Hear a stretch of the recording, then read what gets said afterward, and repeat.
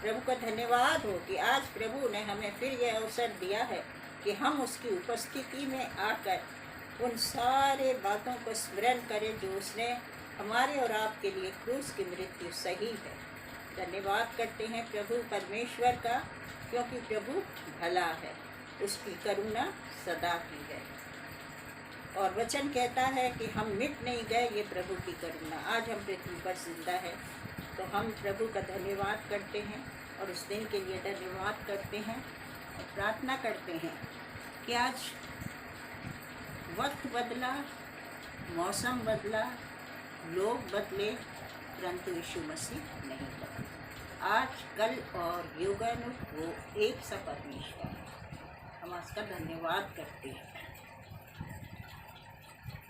और वो हमें मौका देता है कि हम उसकी स्तुति धन्यवाद निरंतर करते हैं। वो मौका देता है कि हम अपनी भूल चूक को सुधारें। वो मौका देता है कि हम रोज़ बरोज़ उसकी नज़दीकी में आ जाएं। खुदा चाहता है कि हम निरंतर उसकी स्तुति में और उसकी निकटता में बने रहें, क्योंकि जब हम उसकी स्तुति करते हैं, जब हम उसका धन्यवाद करते हैं, जब उसकी नज़दीकी में आते हैं तो बुरा वक्त बदल जाता है और हमारे सब काम सफल होने लगते हैं। आकाश के झरोखे खुल जाते हैं और कुप्पी का तेल भरता जाता है। भजन संहिता 33:1-5 तक ये वचन आपके जीवन में भरपूरी देगा। स्तुति आराधना आपके हथियार बन जाते हैं।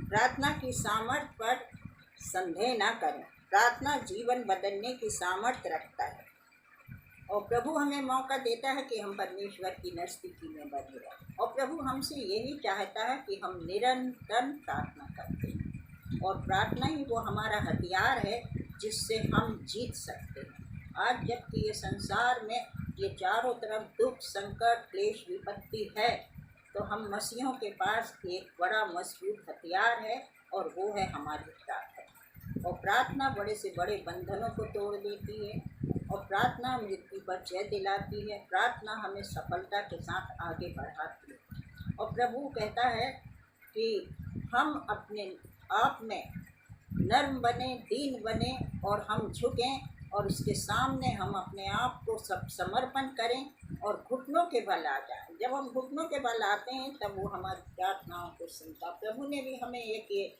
उदाहरण दिया कि जब भी प्रभु प्रार्थना करता था, वो जाता था जंगल में, एक पत्थर को अपने स्थान बनाता था और घुटनों के बल उस पर प्रार्थना करता था, निरंतर प्रार्थना करता। आज वो समय है कि एक विश्वासी जो ये कहता है कि मैं दुनिया के रंगों में नहीं रंगा, क्योंकि वो आज है कल बदल जाता है, परंतु एक विश्वासी के अंदर यह अटूट विश्वास है कि मैं उस रंग में बदला हूँ जो प्रभु का लहू है, जो कभी नहीं मिटता। सब कुछ मिट जाता है, परंतु प्रभु का वो लहू जो अपने जीवन में, हम अपने शरीर में, हम अपने आत्मा में लगाते, वो कभी भी नहीं मिटता। प्रभु ने अपना क्रूस की मृत्यु जो सही है, वो किसी मुस्लिम के लिए नहीं, किसी हिंदू के लिए नहीं, किसी ईसाई के लिए नहीं, परंतु प्रभु ने क्रूस की मृत्यु इसीलिए सही कि वो हम सब इंसानों के लिए सही, हम सब के लिए सही, इंसानों के लिए उसने अपना लहू बहाया ताकि सब बच जाए। उसका प्रेम इतना महान है कि वो सबों से बेपनाह प्यार करता है। आइए अपनी निगाहें हम जीवित परमेश्वर की ओर लगाएं। आज चारों ओर डर है, भय है का माहौल चल रहा है। यीशु ने कहा है, मैं तुम्हारे साथ था, तुम्हारे साथ हूँ और तुम्हारे साथ रहूँगा।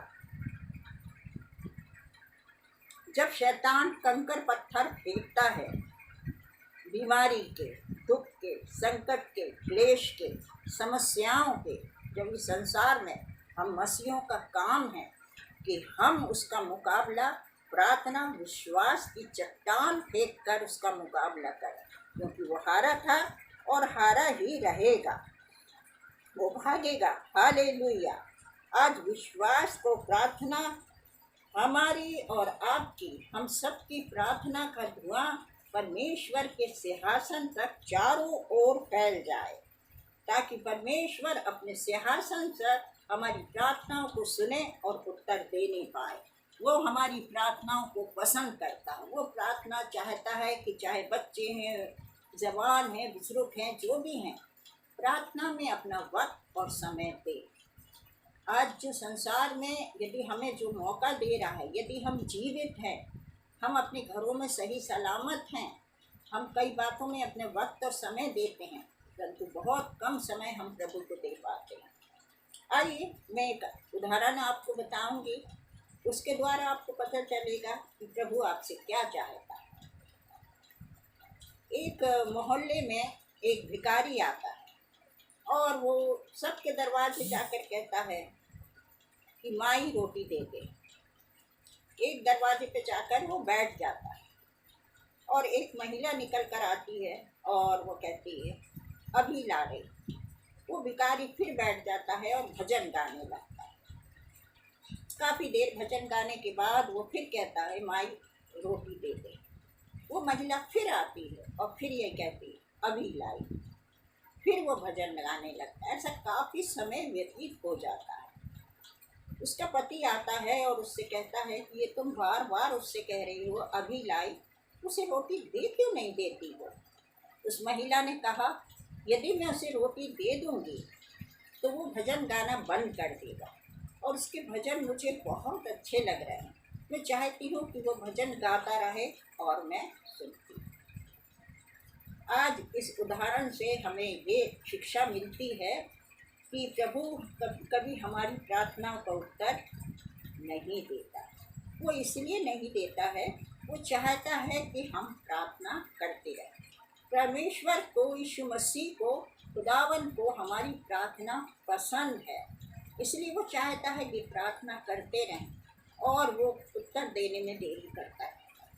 तो हमारा यही आज का जो संदेश है कि जो प्रभु ने हमें ये दिया है, ये वक्त और समय, ये घड़ी जो गुड फ्राइडे का दिन है, ये एक बहुत ही ऐसा दिन है, दुख का समय, जो परमेश्वर बहुत ही दुख में है और इस घड़ी में भी वो अपने चेलों से और अपनी माता का प्रबंध करता है। उनके लिए भी वो उपाय करता है, ये तेरी माता और ये तेरा पुत्र है। उस स्थान से भी प्रभु हमें और आपको प्यार करता है। आज हम जब उसको पुकारेंगे, हम प्रार्थना करेंगे, वो हमारी प्रार्थना को अनसुनी नहीं करेगा, वो हमारी प्रार्थना का उत्तर देगा। डाकू को भी उसने क्षमा किया, सामरी स्त्री को क्षमा किया। आज हम भी अनेक बातों में कहीं ना कहीं कमजोर पाए जाते हैं। आज परमेश्वर घुटनों पर आइए, प्रार्थना में आइए। अब लोगों को क्या कहते हैं, लोगों की ओर मत देखिए, घुटनों पर आइए, प्रार्थना में आइए। अपने आत्मा को, अपने आप को, अपने शरीर को, अपने जीवन को परमेश्वर के सामने समर्पित कर दीजिए। मत सोचिए आने वाला समय क्या होगा, मत सोचिए आने वाला वक्त क्या होगा, कैसा होगा। ये सब कुछ परमेश्वर के हाथों में छोड़ दीजिए। जिस घड़ी आप अपने आप को परमेश्वर के हाथों में सौंपेंगे, उसी घड़ी परमेश्वर आपकी नज़दीकी में आके खड़ा हो जाएगा। जब आप उसको पुकारेंगे, वो आपकी पुकार को सुनेगा। क्रूस पर से भी उसने अनेकों की पुकार को सुना और उत्तर दिया। आज भी प्रभु उत्तर देने में तत्पर तैयार है। आज हमारे पास वक्त है, समय है, सच्चा परमेश्वर है। हम अपनी निगाहें झुकाएं परमेश्वर की ओर। हम किसी मनुष्य की ओर ना झुकें, हम किसी को खुशी करने के लिए ना झुकें, हम किसी मान सम्मान पदवी के लिए ना झुकें, हम किसी कुर्सी के लिए ना झुकें, हम किसी को खुश करने के लिए ना झुकें। हम आज अपने परमेश्वर के सामने घुटनों के बल आके, अपनी हाथों को उठा के अपने जीवन को समर्पण करें परमेश्वर के लिए। हे पिता, मैं इस संसार में रहते हुए अनेक ऐसी बुराइयां, अनेक ऐसी बातें हैं, पर आज प्रभु तू मुझे क्षमा कर, आज तू मुझे इस्तेमाल कर, आज तू अपने लिए मुझे चुन परमेश्वर पिता, ताकि मैं तेरे लिए बहुत से फल ला सकूं। दानियल के सामने बहुत बड़ी समस्या थी, पर वो झुका नहीं, वो तीनों पहर प्रार्थना करता था और एक वक्त आया कि राजा को उसके सामने झुकने पड़ा। आज हमारा भी यही समय है कि हम शैतान को झुका दें। हमारी प्रार्थना इतनी कीमती हो, इतनी महान हो कि हमारा परमेश्वर उसको कबूल करे। प्रार्थना हमारी ऐसा ही व्यर्थ ना जाए। दिल से निकली हुई प्रार्थना कभी व्यर्थ नहीं जाती, परमेश्वर सुनता है।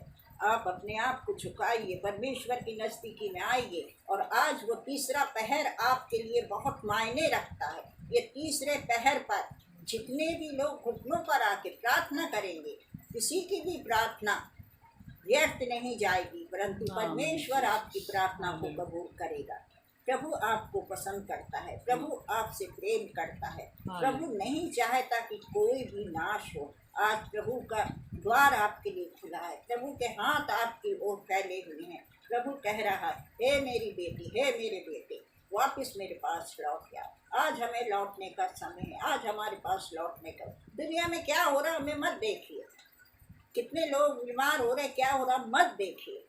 सिर्फ अपनी निगाहें परमेश्वर की ओर लगाइए।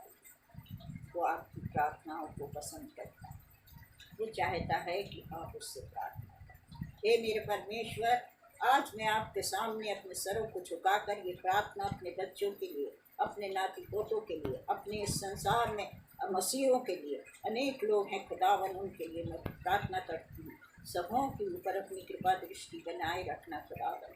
हर एक को मौका देना कि वो आपके सामने झुके और उनकी निगाहें आपकी ओर लगाएं खुदावन।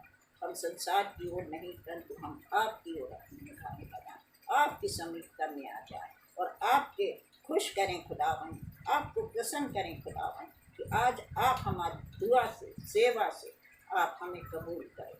सारी महिमा प्रभु यीशु मसीह हम आपको देते, अपने उद्धार करता प्रभु यीशु मसीह के नाम से, आमीन।